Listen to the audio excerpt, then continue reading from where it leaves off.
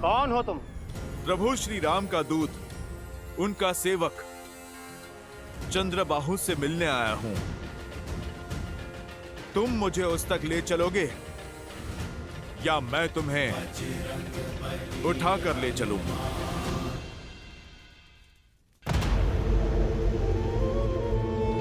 आओ वानर, बोलो क्या संदेश लाए हो?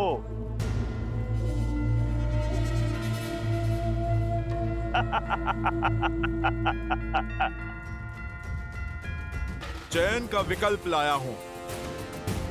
इसे तुम संदेश समझो या फिर चेतावनी। ये तुम्हारे हाथ में है चंद्रबाहु। मेरे प्रभु श्री राम का आदेश है, या तो वानर राज सुग्रीव की पुत्री को तुम सम्मान सहित लौटा दो या फिर अपनी मृत्यु के लिए सज्ज हो जाओ। सुना? मुझे स्त्री के सम्मान का पाठ पढ़ाने का आदेश वो दे रहा है जिसने लोगों की बातें सुनकर स्वयं अपनी पत्नी के सम्मान को तार तार किया, उसे त्याग दिया। चंद्रबाहु, जो सत्य मैं आज जानता हूं, कल वो पूरा संसार भी जानेगा कि ये सब तुम्हारे पिता सहस्त्रमुख रावण का किया धरा है।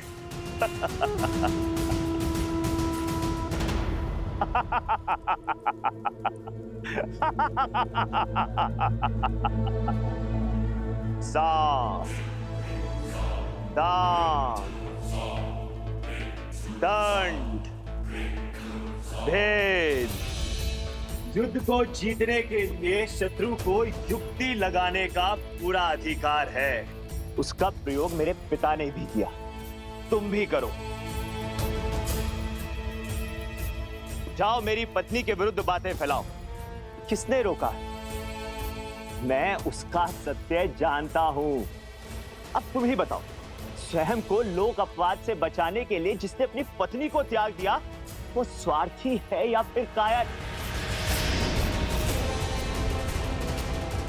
जिसने अपनी पत्नी को मरने के लिए वन में छोड़ दिया, उसको क्या अधिकार है कि वो किसी और की स्त्री या पुत्री को लौटाने का आदेश दे? दुष्ट, तूने मेरे भगवान को पापी कहा है। तू अवसर का नहीं, अंत का पात्र है।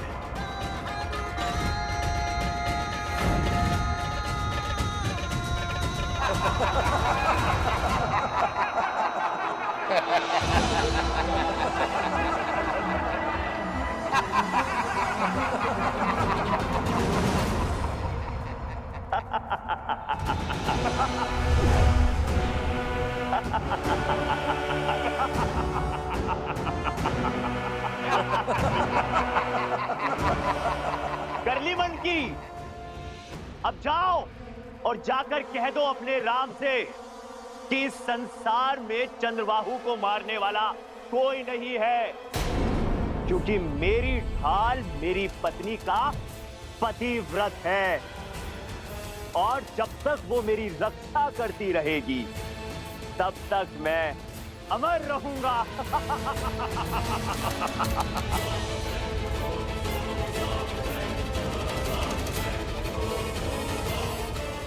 और पूछ जाके उस अयोध्या के राजा से, क्या उसकी पत्नी भी उसकी रक्षा करती है या केवल वन में छिपी रहती है?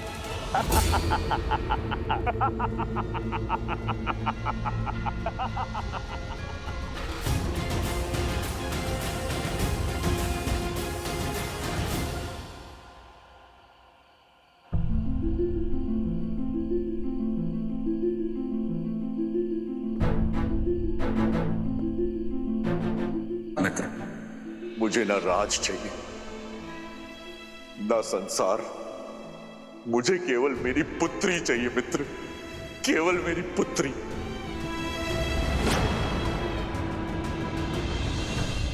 सीते! सीते! सीते!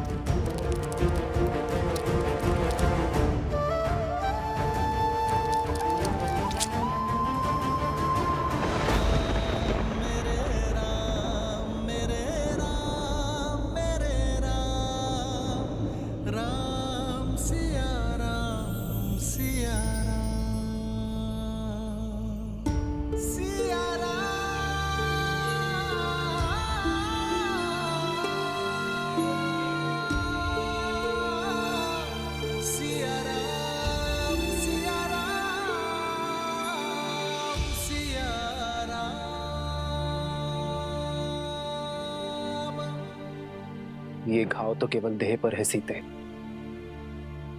मन और हृदय का घाव तो केवल आप ही नहीं आ रहे, मैं भी जानती हूँ। आपके मन की अशांति का आभास है मुझे। राम सिया राम, सिया राम जय जय राम। राम सिया राम, सिया राम जय जय राम। राम सिया राम, सिया राम जय जय राम। जिसने समाज के कल्याण का प्रण उठाया हो, उसका मन शांत कैसे हो सकता है सीते? यही संचित धर्म है। हर किसी को काटना पड़ता है। समाज के कटाक्ष, संसार के उलाहने को सुनकर अपने कर्म को प्राथमिकता देना कितना कठिन है आर्य नहीं जानती। और आपके हर संघर्ष की विजय पर हर्ष भी है मुझे आर्य। सिया राम, सिया राम, सिया राम, सिया राम, सिया राम, सिया राम। त्याग से बड़ा इस संसार में कोई तप नहीं है सीते। मुझे पूरा विश्वास है कि जीवन के हर कार्य में हम दोनों पूर्ण रूप से सफल होंगे।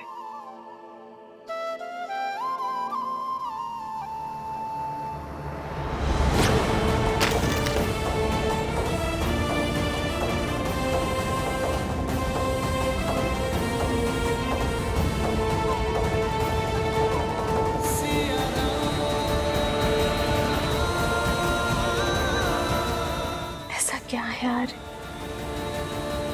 जो आपको इतना विचलित कर रहा है? कल भोर होते ही मैं भगवान वाल्मीकि का परामर्श लूंगी। वही मेरी उलझन को सुलझा सकते हैं। राम सिया राम, सिया राम। प्रभु, चंद्रबाहु की पराजय उसकी पत्नी में छुपी है, क्योंकि उसका ढाल उसकी पत्नी का पतिव्रता धर्म है। प्रभु, मैंने बहुत प्रयत्न किया, मैं कोई सूचना नहीं जुटा पाया। कल भोर होते ही हम युद्ध का शंखनाद करेंगे। हनुमान, तुम उसकी पत्नी के बारे में जानने का प्रयास करते रहो।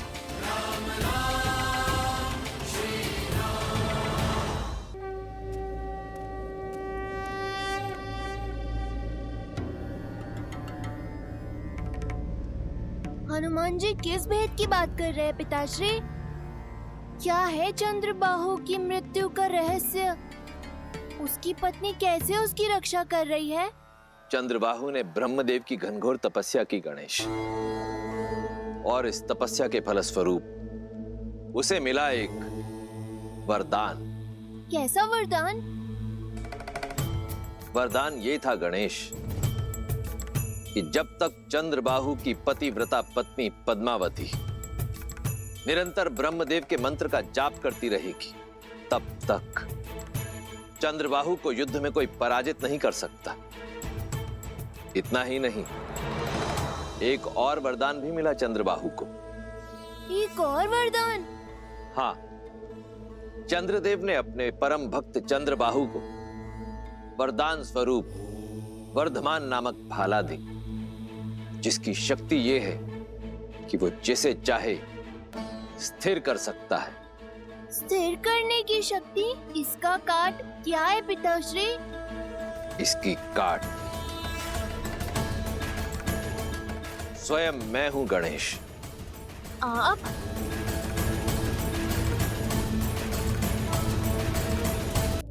जो मन वचन और कर्म से जुड़े होते हैं, जो जगत कल्याण के लिए त्याग करने को तत्पर होते हैं, वो भावों की डोर से सदा जुड़े होते हैं। मन कहता है कि मेरे श्री राम दुखी है और इसी आभास की चिंता मुझे सता रही है। अब आप ही बताइए, मैं उनकी सहायता कैसे करूं? मुझे मार्ग दिखाइए प्रभु।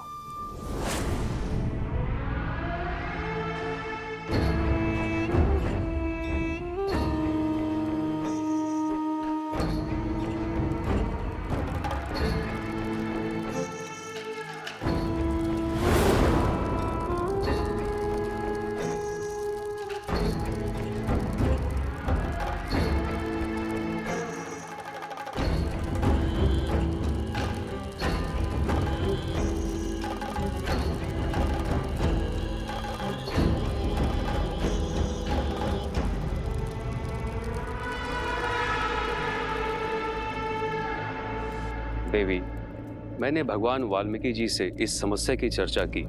उनकी इच्छा है कि आप इस चिंता से मुक्त होने के लिए फल्गु स्नान का व्रत रखिए। फाल्गु व्रत? हाँ देवी, तनिक कठिन व्रत है। बिना अन्न जल के फल्गु नदी में कुछ दिन खड़ी रहो और मंत्र जाप करें।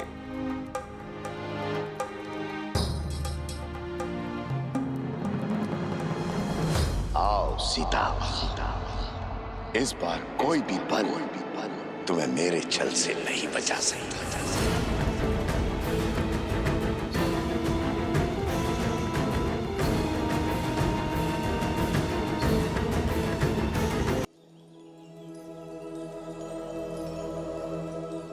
गुरु माँ, मुझे आत्म शुद्धि के लिए माता फल्गु नदी में स्नान करने जाना है। आप मेरे तप की तैयारी करिए। लव, कुश, मुझे कुछ दिन के लिए जाना होगा, मन की शांति के लिए। तुम दोनों कुछ दिन के लिए मेरा वियोग सहन कर लोगे ना? वियोग की क्या आवश्यकता है माता, हम भी आपके साथ चलेंगे। हाँ माता, ले चलिए ना। आपको तप करते देख हमारे तप पर विश्वास भी बढ़ेगा और हम आपकी सुरक्षा भी कर पाएंगे। ठीक है, चलो।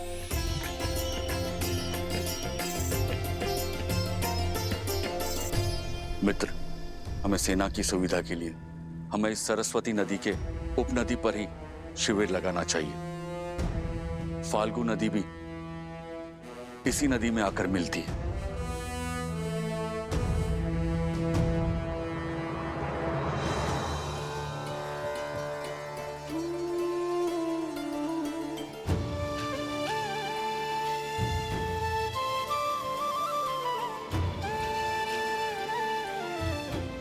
अपनी माता को कभी अकेले छोड़ने को सच नहीं होते लवकुश,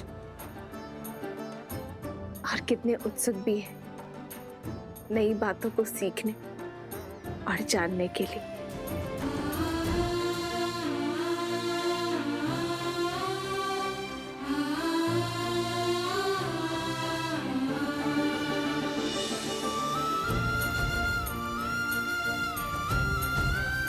बालकों की भांति उत्सुकता मुझे आपके मुख पर भी दिख रही है वन देवी। हाँ गुरु माँ, लगता है ये यात्रा जीवन की दिशा और दशा दोनों को मोड़ देगी।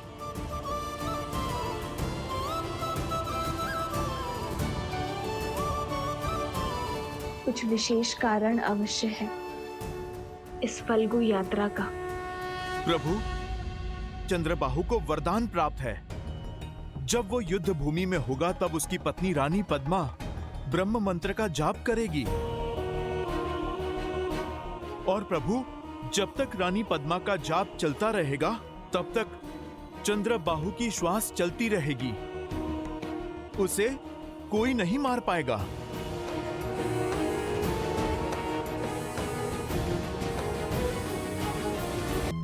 रावण की नाभि सा ही अभेद्य लग रहा है। धर्म का एक वार पाप की हर ढाल को काट सकता है मित्र। आपकी पुत्री की रक्षा के लिए हमें पतिव्रता को रोकना होगा। आज युद्ध के समय किसी को महल जाकर रानी पद्मा का जाप तोड़ना होगा। ये कार्य मुझे सौंपिए प्रभु। मैं रानी पद्मा का जाप भी तोड़ूंगा और अपनी बहन को भी खोजूंगा।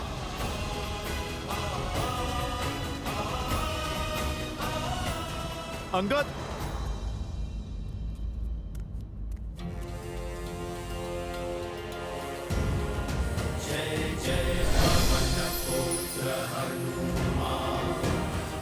अंगद, ये लो, ये कूट तंत्र यंत्र है। तंत्रों की शक्ति से बना एक मायावी यंत्र। मुझे ये यंत्र महाराज विभीषण ने भेंट दिया था। ये यंत्र अपने बल से लोगों में मिथ्या लड़ाई झगड़े उत्पन्न करता है। तुम्हें महल के भीतर इस यंत्र की आवश्यकता पड़ सकती है। इससे तुम्हें उन राक्षसियों का वध नहीं करना पड़ेगा।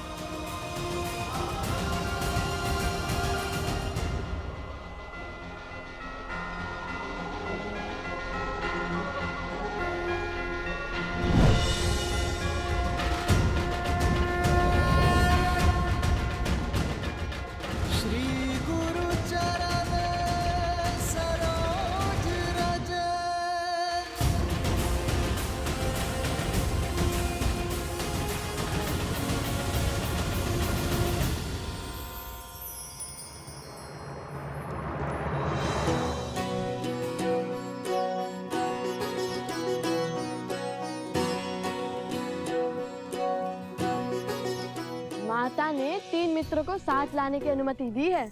कह दो वन देवी को मैं सच हूँ। और मैं भी।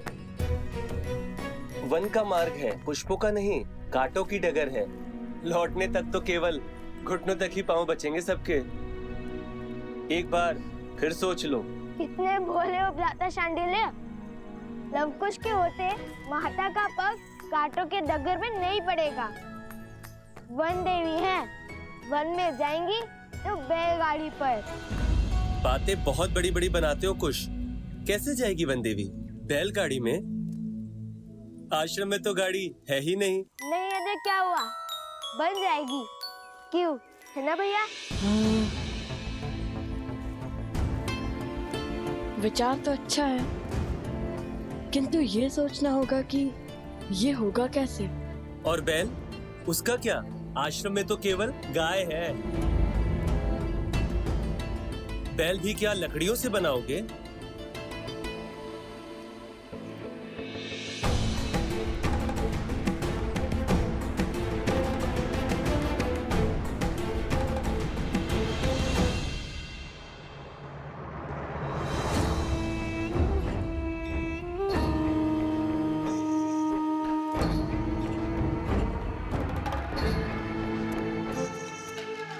ये दोनों बालक अकेले बाहर क्या कर रहे हैं?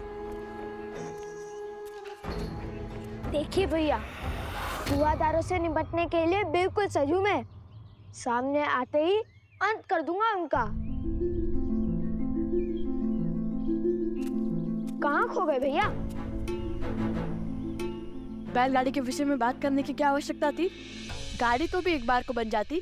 बैल कहाँ से लाएगा इस जंगल में? क्षमा कर दीजिए भैया, वो रोश रोश में भूल गया। अब आपको पता है ना कि मस्तक से लेकर मुख तक जाने वाली नाड़ी के तालमेल में समस्या है। इसलिए मैं पहले बोल देता हूँ और विचार बाद में करता हूँ। लेकिन चिंता मत कीजिए, मैं आंखों में आंसू लेकर माता को कह दूंगा कि मुझसे भूल हो गई। देखना, वो स्वयं ही मना कर देंगी। तो क्या हुए रूपी असुर? नहीं नहीं, धूम्रासुर। हाँ, ये उचित नाम है। तो धूम्रासुर को पराजित करने वाला लव कुमार अपने मुख से निकले वचन झुटलाएगा? नहीं नहीं भैया, वचन तो मेरे मुख से निकला था। छोटे भाई के मुख से निकले वचनों को निभाना भी बड़े भाई का ही कर्तव्य होता है। आयु और पद के साथ साथ दायित्व भी बढ़ता है। और वैसे भी ये बैलगाड़ी हमारी माता की सुविधा के लिए है। चलो बनाते तुम्हारी बैलगाड़ी। कुल्हाड़ी कहाँ है? कुल्हाड़ी दो। कहाँ है कुल्हाड़ी? वो कुल्हाड़ी पकड़ने के लिए हाथ रिक्त नहीं थे ना भैया। अरे वो वृक्ष कैसे काटेंगे?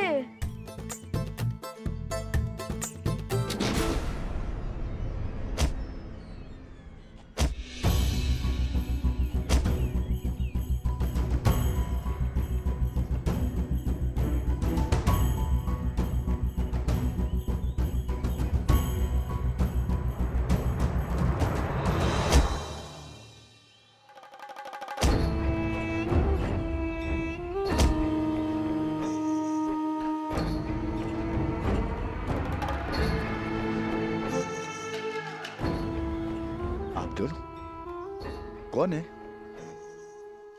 इस घने वन में क्या कर रहे हैं?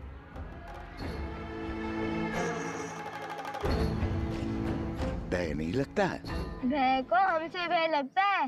वन देवी के पुत्र हैं हम। क्या क्या कहा? वन देवी के पुत्र हैं हम। क्या क्या कहा? फिर से कहना। मेरा भाई कहना चाह रहा है कि जब उसका सिर घड़े के भीतर होता है तब उसे किसी का भय नहीं होता, क्योंकि हम वन देवी के पुत्र हैं।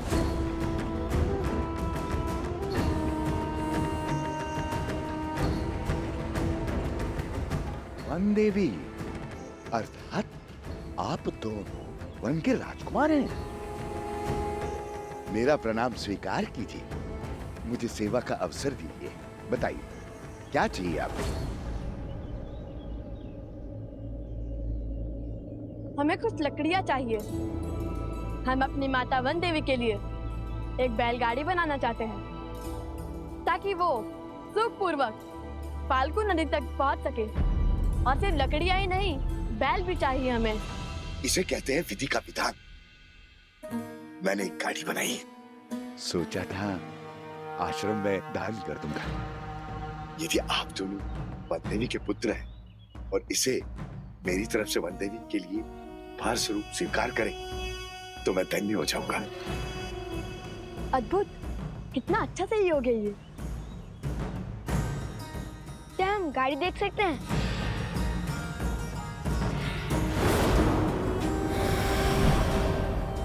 अवश्य अवश्य। नेकी और पूछ पूछ। आइए आइए।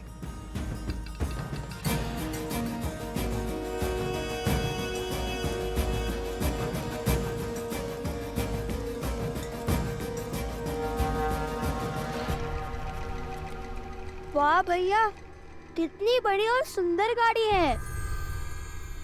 और दृढ़ भी। धन्यवाद बंधु। अब हमें एक बैल की आवश्यकता है। ओह ओह, जहाँ चाह होती है वहाँ राह होती है। अभी वहाँ मैंने सेतु के पास कुछ गायों और बैलों को चरते हुए देखा है, किंतु वे वन्य वृषभ हैं। उन्हें नियंत्रित करना सरल नहीं होता। ओलफ कुछ मायावी असुरों को धूल चटा सकते हैं। उनके लिए बैलों को वश में करना कौन सी बड़ी बात है? क्यों, है ना भैया? सत्य वचन सत्य वचन।